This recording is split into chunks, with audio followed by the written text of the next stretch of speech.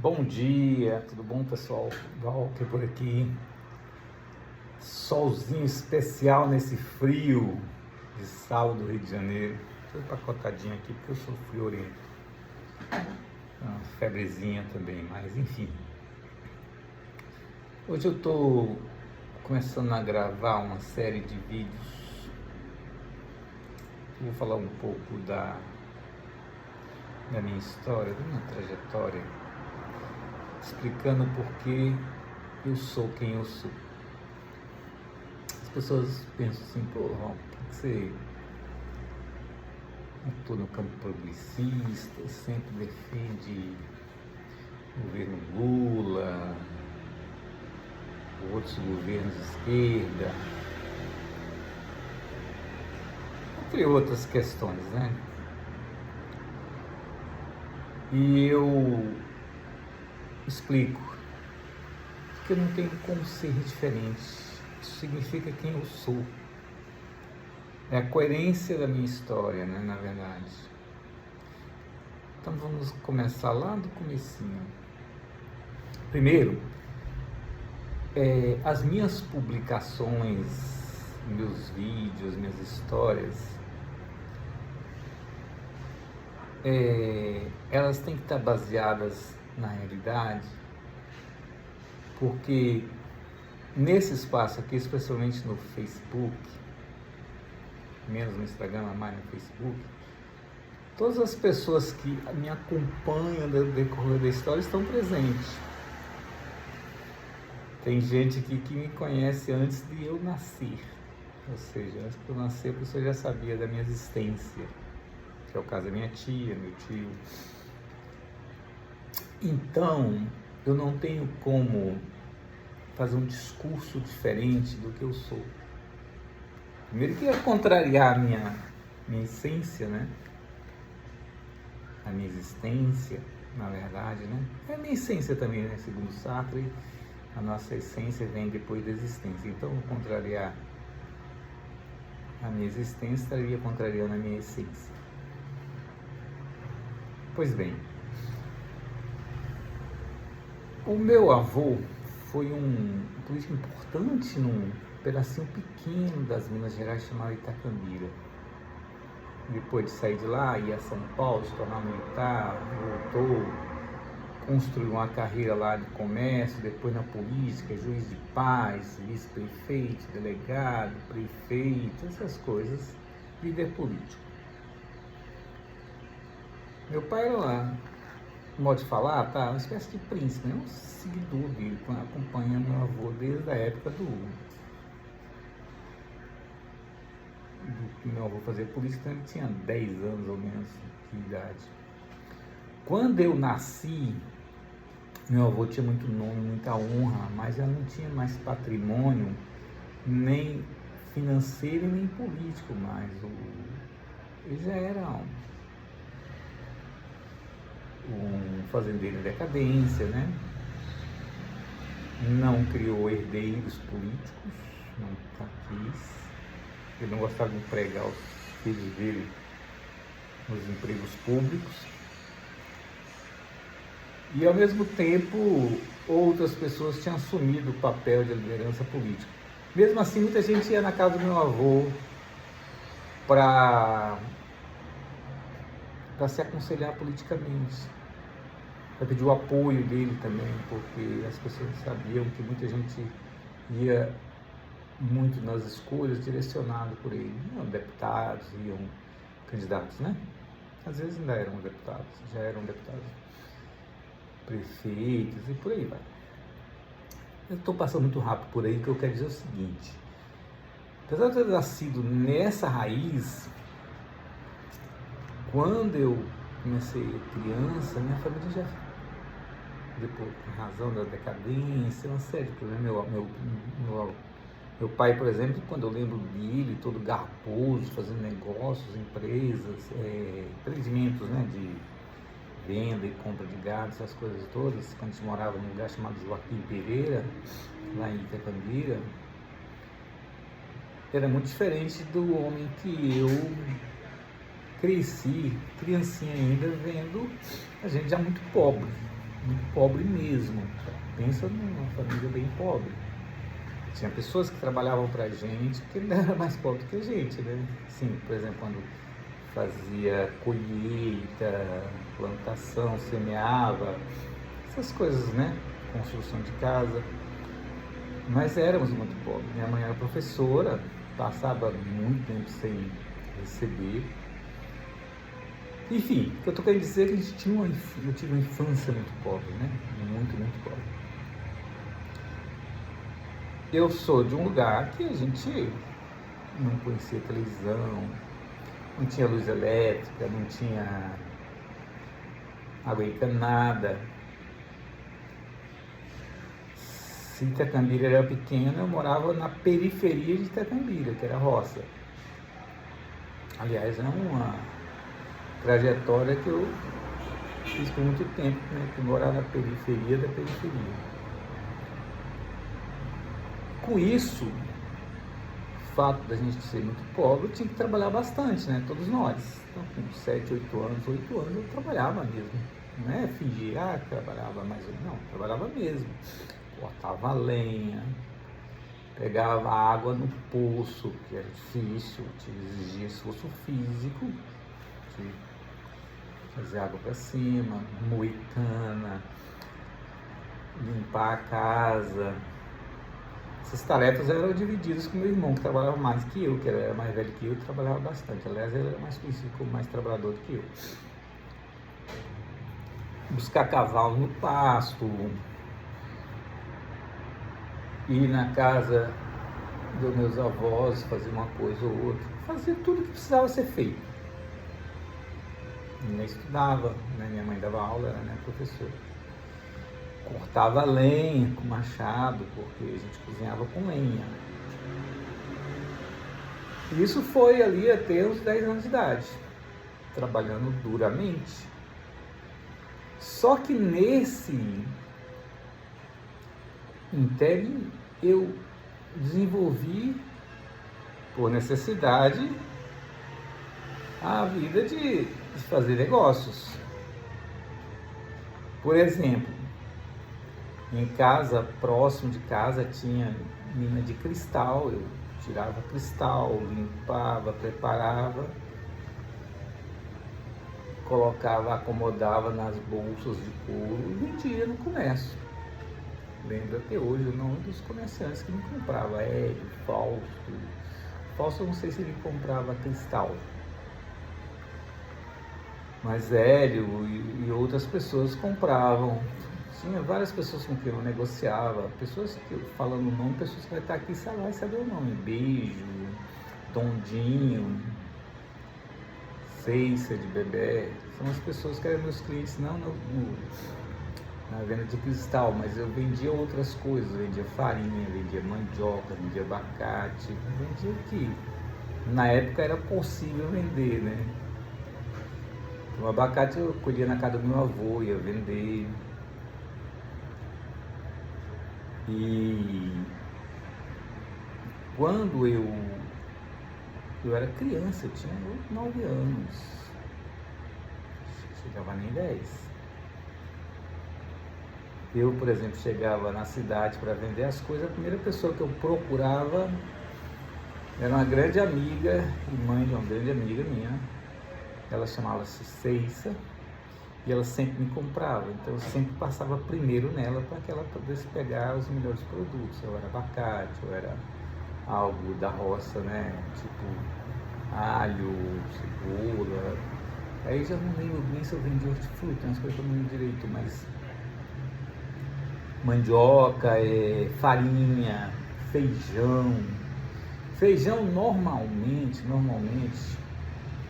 eu vendia no comércio, porque eles compravam mais barato para vender para os clientes deles. Nos tempos bons, porque eu tinha um caminho para fazer, né? Antes de chegar à cidade tinha um comércio. Quando a época era boa, o preço estava bom, eu mal chegava na cidade e já tinha vendido tudo no caminho. Agora, quando tinha uma oferta muito grande, aí eu tinha que passava, o Hélio dizia, não, eu tenho bastante feijão, não quero, eu tenho bastante farinha, não que eu estivesse vendendo, né? Tava com muito. Aí ele não queria comprar, claro, né? Tava estoque alto, ou então queria pagar mais barato, que é isso, né? Quando o estoque estava alto, ele até aceitava às vezes comprar, mas queria pagar mais barato. Então eu ia para a cidade para procurar um preço melhor. E eu vendia ou no Hélio, ou então eu vendia no falso, ou no beijo. Para mim o mais bacana dos comerciantes, o mais educado era o beijo, Dondinho. Dondinho eu comprava e vendia e comprava muito com ele, porque ele tinha conta. Aliás, a gente tinha conta em todos eles, né? Meu pai mandava fazer compra na cidade. Eu levava muita coisa para vender e ao mesmo tempo eu trazia outras coisas que a gente não produzia, né? A gente precisava de querosene, a gente precisava de algumas coisas que não tinha e que era necessário comprar. Como minha mãe não recebia, eu tinha que receber no futuro. Eu também ia receber pagamentos para minha mãe, né? Que mandava eu receber, eu procurava o prefeito. Aí ele não tinha dinheiro, né? Fazia um bilhetinho, mandava eu para o português para pegar o dinheiro com o português. Era assim a vida de professora na época, e o filho dela recebendo as contas para ela. Desse jeito.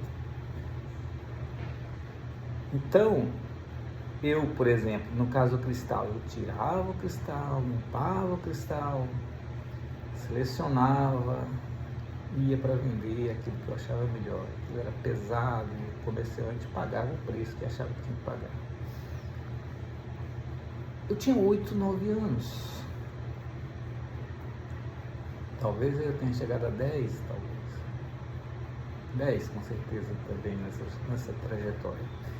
Até quando eu saí de Itacambira, né? A minha mãe estava mandando os filhos mais velhos para estudar. Os 2 primeiros tinham ido para Belo Horizonte, ficar com a cunhada dela, irmã do meu pai. E quando a minha avó materna esteve lá, ela queria levar minha irmã, mas minha irmã exigiu que fosse eu. Então eu já não fui muito bem quisto, né? Seria eu, mas ela queria, na verdade, não ia levar minha irmã. E aí foi quando eu saí de Itacambira, na carroceria de uma caminhonetezinha. Não sei se eu lembro se era Ford ou Chevrolet, até Bocaiúva, e pela primeira vez eu vi televisão na vida. Eu nunca tinha visto. Fui ver em Bocaiúva, na casa do meu tio, e pela primeira vez eu vi um trem. Peguei um trem de meu pai e minha avó em Bocaiúva até Belo Horizonte, e de Belo Horizonte fomos até Brasília. E daí passei um ano morando próximo de Brasília, uma cidade chamada Lusiânia. Depois um ano retorna para a periferia de Brasília e segue. Mas o que eu estou querendo dizer com isso é o seguinte: isso é só o comecinho, né, de minha vida, minha trajetória. Então eu fazia vendas. Aliás, para mim a Ceissa era inesquecível. Quando eu voltei a Brasília, por exemplo, a primeira casa que eu visitei foi a dela. E fui com muito prazer, porque era uma pessoa incrível e sempre atenciosa, muito, muito bacana. Tudo isso para dizer o seguinte: eu já fazia um trabalho muito duro quando criança, né? E quando eu chego em Lusiânia, eu vou, para ganhar a vida, eu preciso vender as coisas, né? Então eu vou vender jornais, por exemplo. Eu vendi o melhor jornal, o mais conhecido? Não. Esse já tinha quem vendesse, que era o Correio Brasiliense, já tinha as pessoas que vendiam. Então eu fui vender jornal de Brasília, Diário de Brasília. E quem ia comprar? As pessoas preferiam o correio. Então eu tinha que buscar alternativas para vender meu jornal. Eu tinha que ir no barbeiro, que ele comprava o jornal e deixava disponibilizado para os clientes enquanto ele cortava cabelo, os clientes tinham que ler. Eu ia vender no hospício, o diretor gostava de mim, então ia lá nessa música do Chico Buarque, Os Loucos, Os Lazarentos, entrava no hospício. O diretor do hospício era muito bacana, era meu cliente diário de comprar jornal, sempre me comprava. Eu ia vender nos botecos, na zona. As moças que trabalhavam, elas sempre pediam para ler o horóscopo, né? Fica lendo de graça o jornal do menino. Compra o jornal. Aí comprava o jornal. De onde eu achava que tinha que vender? E vendi outra série de coisas. E segui.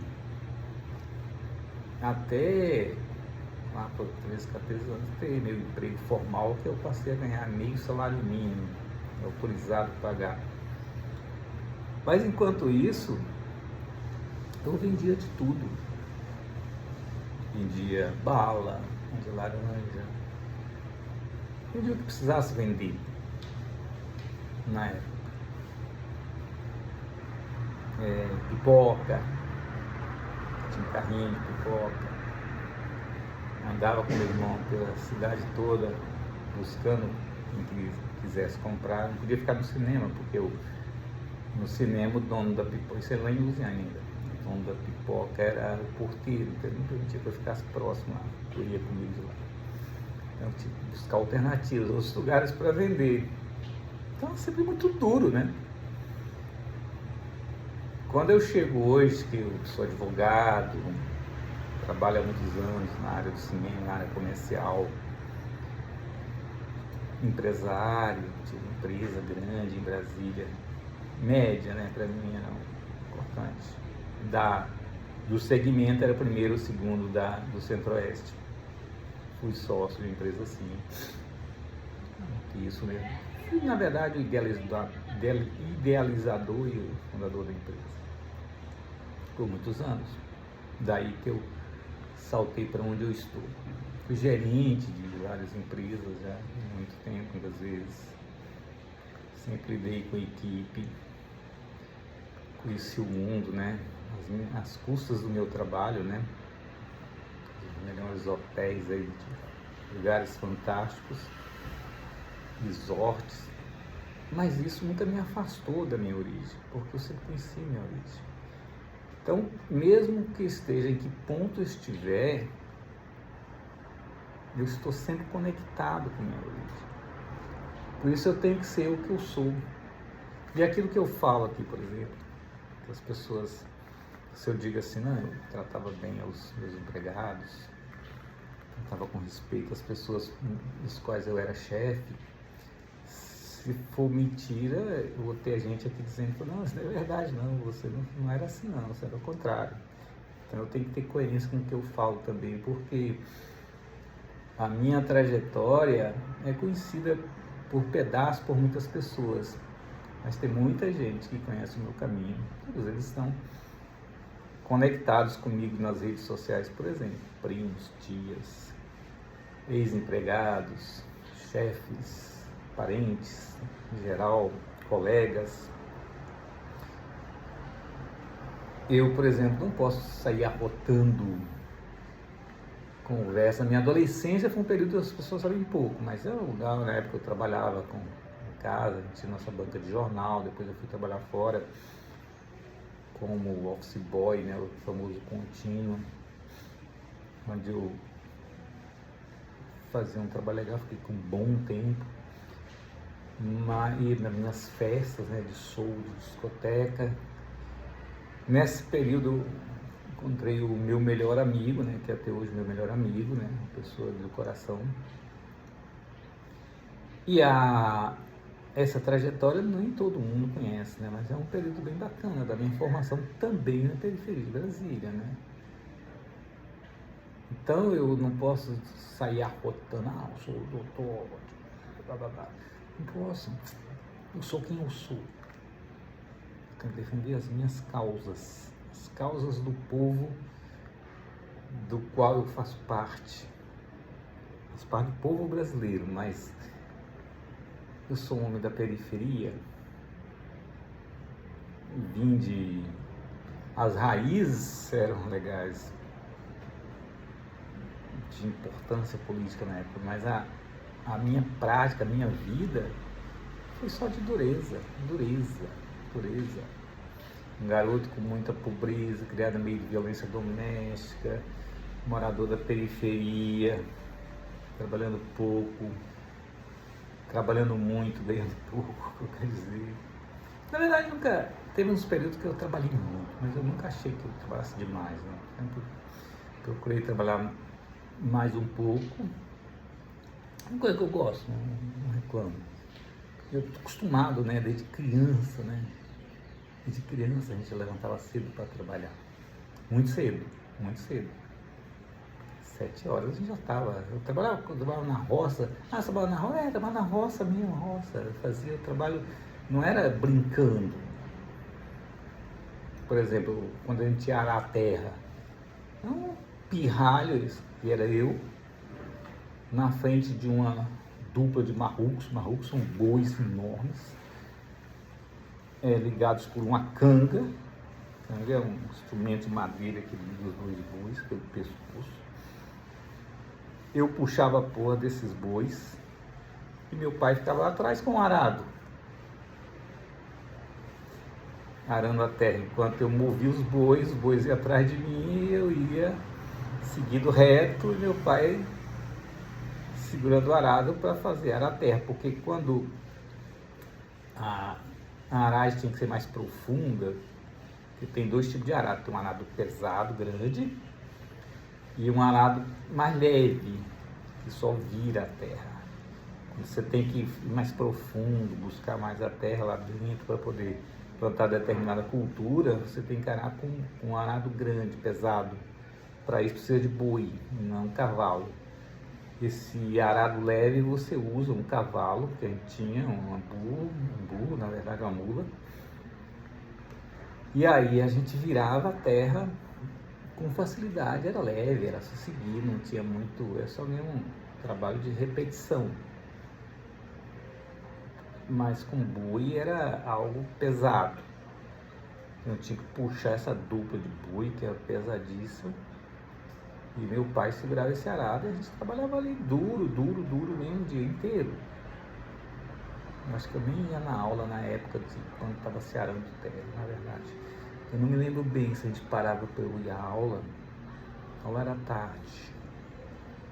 Mas enfim, trabalho duro mesmo. Não era brincar de trabalhar, você ficava ali perto dos adultos. Não, trabalhava duro mesmo. Levava comida, buscava comida. Depende do que o trabalho que eu fazia. Eu preferia ir trabalhar na terra, ajudar com mais esforço, do que ficar em casa fazendo serviço de casa que eu tinha preguiça de fazer, né? Que é lavar as vasilhas, que era tudo fogão a lenha, então ficava tudo esturricado, era muito mais difícil, eu tinha preguiça de fazer. Gostava mais do trabalho da roça. Mas enfim, tudo isso para dizer o seguinte: a minha trajetória corresponde à minha existência. E o que eu sou hoje representa o que eu fui. Tem coerência com o que eu fui. Depois tem outras histórias de muita dureza que eu encarei na vida. Muito duro. Então é isso. Todo mundo sabe que eu tenho 2 filhas maravilhosas, né? Lindas, que eu cuidei, criei, junto com a mãe dela. Elas criamos bem criadas, bichinhas. Foi a melhor coisa que eu fiz na vida. E a outra parte é isso, é adquirir o respeito das pessoas que me conhecem, porque eu sou coerente com o que eu sou. Porque as pessoas gostam disso, tá? Se você não tem um comportamento coerente com a sua trajetória, as pessoas, por mais que discordem das suas ideias, vai te achar falso. É melhor você ser quem você é. Tem gente que fica tentando se moldar, agradar os outros para poder ser o que os outros gostariam. Não seja você. As pessoas confiam mais em quem você é. Você se mostra quem você é. Eu posso ter ideias divergentes das pessoas, mas eu respeito o jeito de falar. Tem coisas que não são aceitáveis e precisa ser duro, né? Na forma de falar, né? Você não pode aceitar determinadas coisas, racismo, homofobia, fascismo. Essas coisas a gente não pode aceitar de jeito nenhum, né? Mas o ponto das ideias de sistema de governo, isso, aquilo, as preferências, essas são feitas, minha posição é muito clara, mas é feita com muito respeito. Porque, evidentemente, que eu sei que tem pessoas que pensam diferente de mim. óbvio. É assim que funciona, né? Isso é um pouco do mim. Depois eu vou fazer mais um vídeo mais detalhado das minhas aventuras pelo caminho. Bom dia.